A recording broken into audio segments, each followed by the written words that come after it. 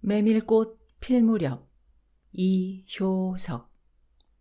여름장이란 애시당초에 글러서 해는 아직 중천에 있건만 장판은 벌써 쓸쓸하고 더운 햇발이 벌려놓은 전 휘장 밑으로 등줄기를 훅훅 볶는다. 마을 사람들은 거진반 돌아간 뒤요 팔리지 못한 나무꾼패가 길거리에 궁식거리고들 있으나 석유뻥이나 받고 고깃말이나 사면 족할 이 축들을 바라고 언제까지든지 버티고 있을 법은 없다. 줍줍스럽게 날아드는 파리떼도 장난꾼 각다귀들도 귀찮다. 얼금뱅이요 왼손잡이인 드팀전의 허생원은 기어코 동업에 조선달을 낚아보았다. 그만 거둘까?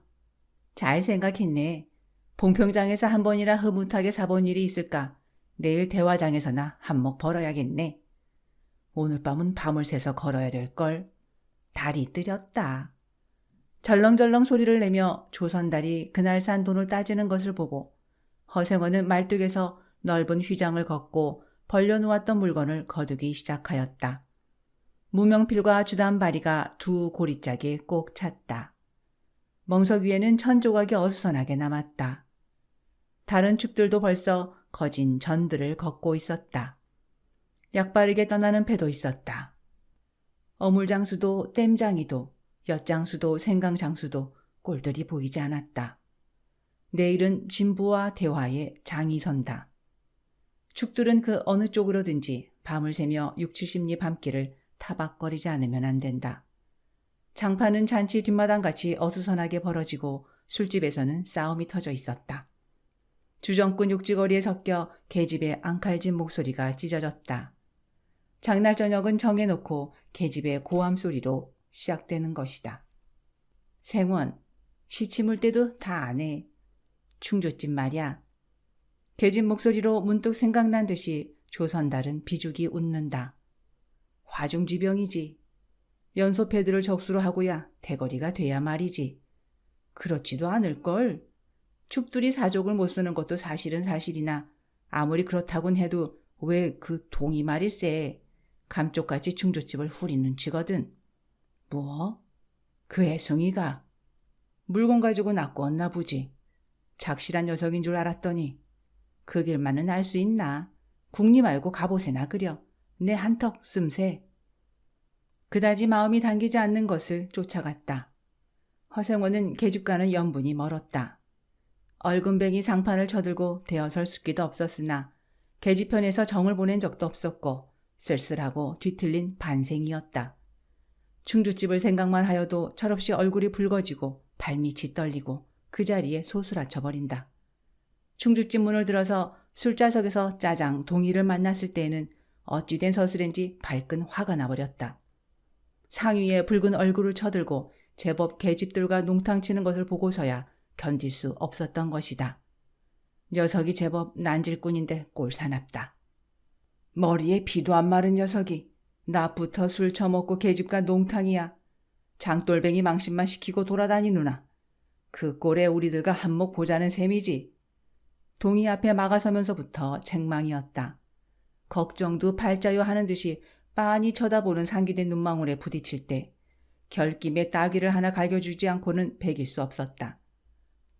동이도 화를 쓰고 팩하고 일어서기는 하였으나 허생원은 조금도 동색하는 법 없이 마음먹은 대로는 다 짓거렸다. 어디서 주워먹은 선머슴인지는 모르겠으나 내게도 아비어민 있겠지.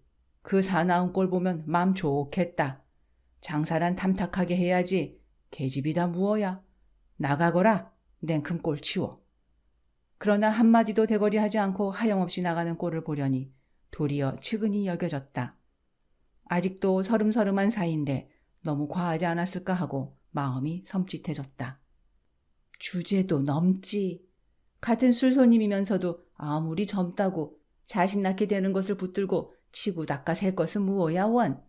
충주집은 입술을 쫑긋하고 술 붓는 솜씨도 거칠었으나 젊은 애들한테는 그것이 약이 된다나 하고 그 자리는 조선달이 얼버무려 넘겼다. 너 녀석한테 반했지? 애송이를 빨면 죄된다. 한참 법석을 친 후이다. 담도 생긴 데다가 웬일인지 흠뻑 취해보고 싶은 생각도 있어서 허생원은 주는 술잔이면 거의 다 들이켰다. 거나해짐을 따라 계집 생각보다도 동희의 뒷일이 한결같이 궁금해졌다. 내 꼴에 계집을 가로채서는 어떡할 작정이었누 하고 어리석은 꼬락서니를 모질게 책망하는 마음도 한편에 있었다. 그렇기 때문에 얼마나 지난 뒤인지 동희가 헐레벌떡거리며 황급히 부르러 왔을 때에는 마시던 잔을 그 자리에 던지고 정신없이 허덕이며 충주집을 뛰어나간 것이었다. 생원, 당나귀가 발을 긋고 야단이에요.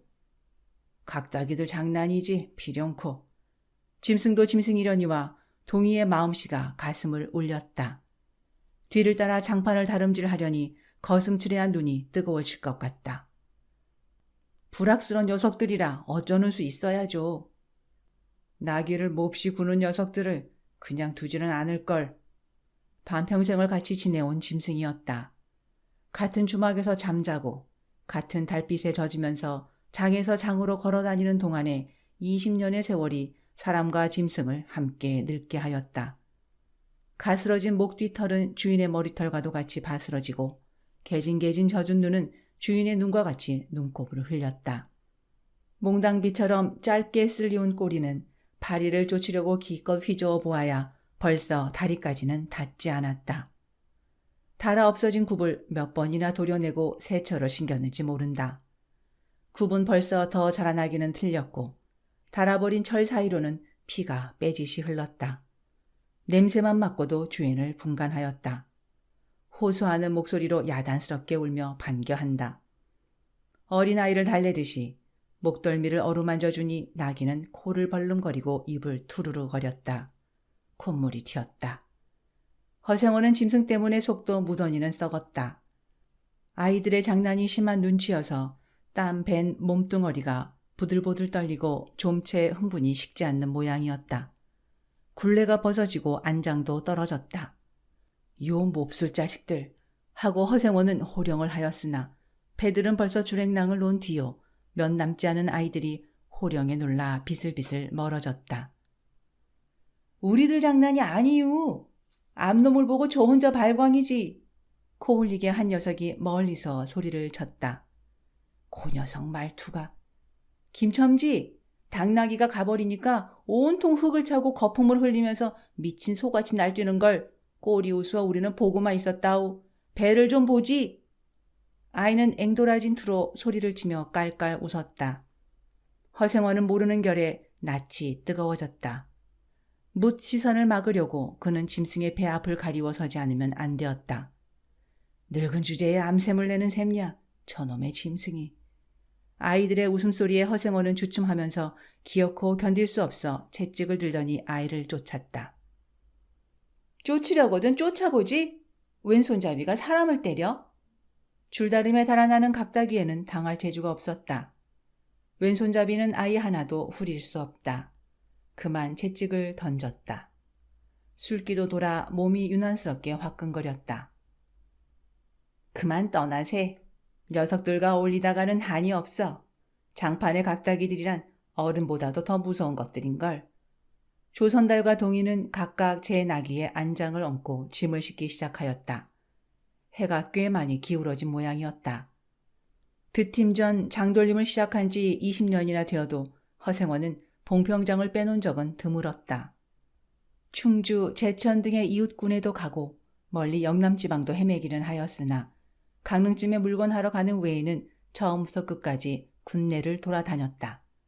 닷새만큼씩의 장날에는 달보다도 확실하게 면에서 면으로 건너간다. 고향이 청주라고 자랑삼아 말하였으나 고향에 돌보러 간 일도 있는 것 같지는 않았다. 장에서 장으로 가는 길에 아름다운 강산이 그대로 그에게는 그리운 고향이었다. 반날 동안이나 뚜벅뚜벅 걷고 장터 있는 마을에 거의 가까웠을 때 거친 나귀가 한바탕 우렁차게 울면 더구나 그것이 저녁녘이어서 등불들이 얼음 속에 깜빡거릴 무렵이면 늘 당하는 것이건만 허생원은 변치 않고 언제든지 가슴이 뛰놀았다. 젊은 시절에는 알뜰하게 벌어 돈푼이나 모아본 적도 있기는 있었으나 읍내에 백중이 열린 해 호탕스럽게 놀고 투전을 하고 하여 사흘 동안에 다 털려버렸다. 나귀까지 팔게 될 판이었으나 애끓는 정분에 그것만은 이를 물고 단념하였다. 결국 도로 아미타불로 장돌림을 다시 시작할 수밖에는 없었다. 짐승을 데리고 읍내를 도망해 나왔을 때에는 너를 밟지 않기 다행이었다고 길가에서 울면서 짐승의 등을 어루만졌던 것이었다. 빚을 지기 시작하니 재산을 모을 염은 당초에 틀리고 간신히 입에 풀칠을 하러 장에서 장으로 돌아다니게 되었다. 호탕스럽게 놀았다고는 하여도 계집 하나 후려보지는 못하였다. 계집이란 쌀쌀하고 매정한 것이었다. 평생 인연이 없는 것이라고 신세가 서글퍼졌다. 일신에 가까운 곳이라고는 언제나 변함없는 한필의 당나귀였다. 그렇다고는 하여도 꼭 한 번의 첫일을 잊을 수는 없었다. 뒤에도 처음에도 없는 단 한 번의 괴이한 인연. 봉평에 다니기 시작한 젊은 시절의 일이었으나 그것을 생각할 적만은 그도 산 보람을 느꼈다. 달밤이었으나 어떻게 해서 그렇게 됐는지 지금 생각해도 도무지 알 수 없어. 허세원은 오늘 밤도 또 그 이야기를 끄집어내려는 것이다. 조선달은 친구가 된 일에 귀에 못이 박히도록 들어왔다. 그렇다고 실증을 낼 수도 없었으나 허생원은 시치미를 떼고 되풀이할 대로는 되풀이하고야 말았다. 달밤에는 그런 이야기가 격에 맞거든. 조선달 편을 바라는 보았으나 물론 미안해서가 아니라 달빛에 감동하여서였다. 이지러는 졌으나 보름을 갓진한 달은 부드러운 빛을 흐뭇이 흘리고 있다. 대화까지는 80리의 밤길. 고개를 둘이나 넘고 개울을 하나 건너고 벌판과 산길을 걸어야 된다. 길은 지금 긴 산 허리에 걸려 있다. 밤중을 지난 무렵인지 죽은 듯이 고요한 속에서 짐승 같은 달의 숨소리가 손에 잡힐 듯이 들리며 콩포기와 옥수수 잎새가 한층 달에 푸르게 젖었다. 산허리는 온통 메밀밭이어서 피기 시작한 꽃이 소금을 뿌린 듯이 흐뭇한 달빛에 숨이 막힐 지경이다. 붉은 대궁이 향기같이 애잔하고 나귀들의 걸음도 시원하다. 길이 좁은 까닭에 세 사람은 나귀를 타고 외줄로 늘어섰다. 방울소리가 시원스럽게 딸랑딸랑 메밀밖에로 흘러간다. 앞장선 허생원의 이야기 소리는 꽁무니에 선 동희에게는 확적히는 안 들렸으나 그는 그대로 개운한 제멋에 적적하지는 않았다. 장이선 꼭 이런 날 밤이었네. 객주집 도방이란 무더워서 잠이 들어야지. 밤중은 돼서 혼자 일어나 개울가에 목욕하러 나갔지. 봉평은 지금이나 그제나 마찬가지지. 보이는 곳마다 메밀밭이어서 개울가나 어디 없이 하얀 꽃이야. 돌밭에 벗어도 좋을 것을. 달이 너무도 밝은 까닭에 옷을 벗으러 물방앗간으로 들어가지 않았나. 이상한 일도 많지. 거기서 난데없는 성서방네 처녀와 마주쳤단 말이네. 봉평에서야 제일 가는 일색이었지. 팔자에 있었나 보지. 아무렴 하고 응답하면서 말머리를 아끼는 듯이 한참이나 담배를 빨 뿐이었다.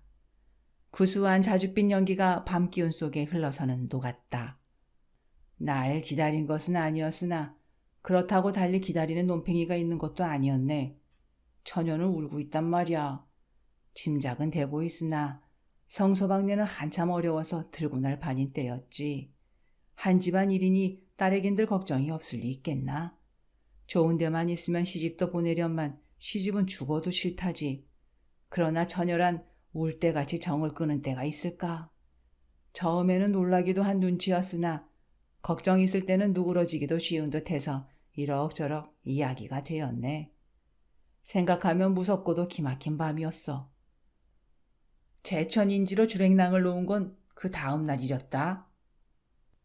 다음 장또막에는 벌써 온 집안이 사라진 뒤였네. 장파는 소문에 발끈 뒤집혀 고작해야 술집에 반려가이가 상수라고 처녀의 뒷공론이 자자들 하단 말이야. 제천 장판을 몇 번이나 뒤졌겠나. 허나 처녀의 꼴은 꿩거 먹은 자리야. 첫날 밤이 마지막 밤이었지. 그때부터 봉평이 마음에 든 것은 반평생인들 잊을 수 있겠나. 수 좋았지. 그렇게 신통한 일이란 쉽지 않어. 항용 못난 것 얻어 새끼 낳고 걱정 늘고 생각만 해도 진절이 나지. 그러나 늙은막 바지까지 장돌뱅이로 지내기도 힘드는 노릇 아닌가. 난 가을까지만 하고 이 생계와도 하직하려네. 대화쯤에 조그만 전빵이나 하나 버리고 식구들을 부르겠어. 사시장천 뚜벅뚜벅 걷기란 여간 이래야지. 옛 처녀나 만나면 같이나 살까. 난 거꾸러질 때까지 이 길 걷고 저 달 볼 테야. 산길을 벗어나니 큰 길로 튀워졌다. 꽁무니의 동이도 앞으로 나서 나귀들은 가로 늘어섰다. 총각도 젊겠다. 지금이 한창 시절이졌다. 충주집에서는 그만 실수를 해서 그 꼴이 되었으나 설게 생각 말게. 저 천만에요. 되려 부끄러워요. 계집이란 지금 웬 제격인가요? 자나깨나 어머니 생각뿐인데요. 허생원의 이야기로 실심이 한 끝이라 동희의 어조는 한풀 수그러진 것이었다. 아비엄이란 말에 가슴이 터지는 것도 같았으나 제겐 아버지가 없어요. 피부치라고는 어머니 하나뿐인걸요. 돌아가셨나? 당초부터 없어요. 그런 법이 세상에. 생원과 선달이 야단스럽게 껄껄들 웃으니 동희는 정색하고 우길 수밖에는 없었다. 부끄러워서 말하지 않으려 했으나 정말이에요. 제천촌에서 달도 차지 않은 아이를 낳고 어머니는 집을 쫓겨났죠. 우스운 이야기나 그러기 때문에 지금까지 아버지 얼굴을 본 적이 없고 있는 고장도 모르고 지내와요. 고개가 앞에 놓인 까닭에 세 사람은 나귀를 내렸다. 둔덕은 험하고 입을 벌리기도 대근하여 이야기는 한동안 끊겼다. 나귀는 건듯하며 미끄러졌다. 허생어는 숨이 차 몇 번이고 다리를 쉬지 않으면 안 되었다. 고개를 넘을 때마다 나이가 알렸다. 동이 같은 젊은 축이 그지없이 부러웠다.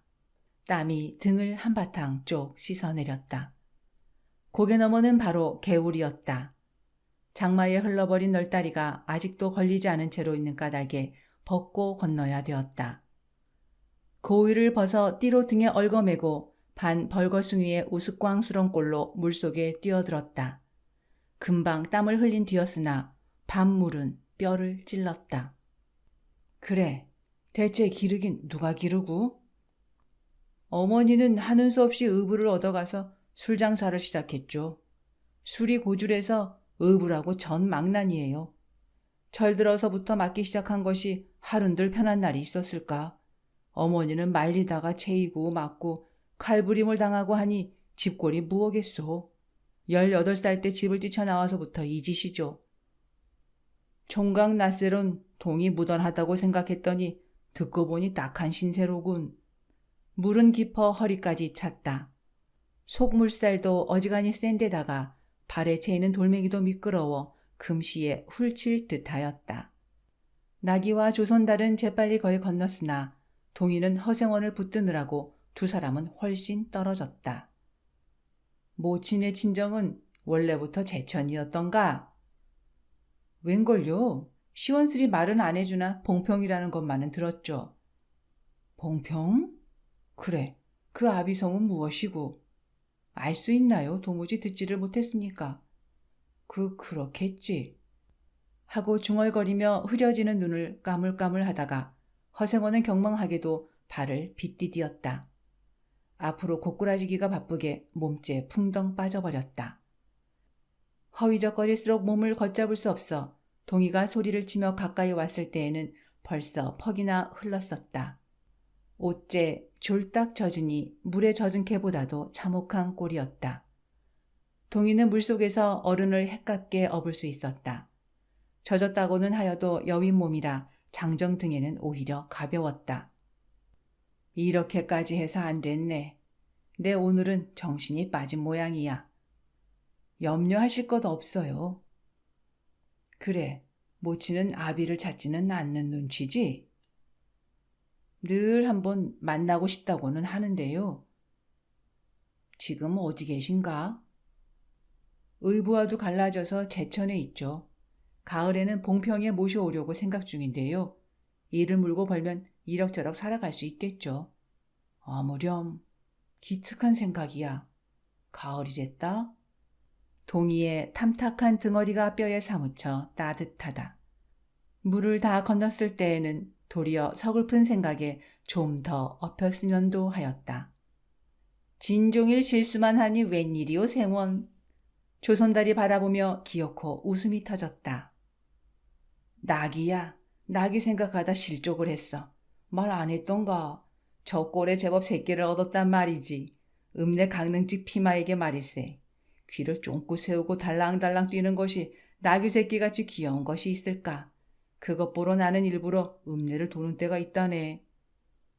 사람을 물에 빠뜨릴 땐 따는 대단한 낙이 새끼군. 허생원은 젖은 옷을 웬만큼 짜서 입었다. 이가 덜덜 갈리고 가슴이 떨리며 몹시도 추웠으나 마음은 알 수 없이 둥실둥실 가벼웠다. 주막까지 부지런히들 가세나. 뜰에 불을 피우고 후두시 쉬어. 나기에겐 더운 물을 끓여주고 내일 대화장 보고는 제천이다. 생원도 제천으로. 오래간만에 가보고 싶어. 동행하려나 동이? 나기가 걷기 시작하였을 때 동이의 채찍은 왼손에 있었다. 오랫동안 아둑신이같이 눈이 어둡던 허생원도 요번만은 동이의 왼손잡이가 눈에 뜨이지 않을 수 없었다. 걸음도 헷같고 방울소리가 밤 벌판에 한층 청청하게 울렸다. 달이 어지간히 기울어졌다.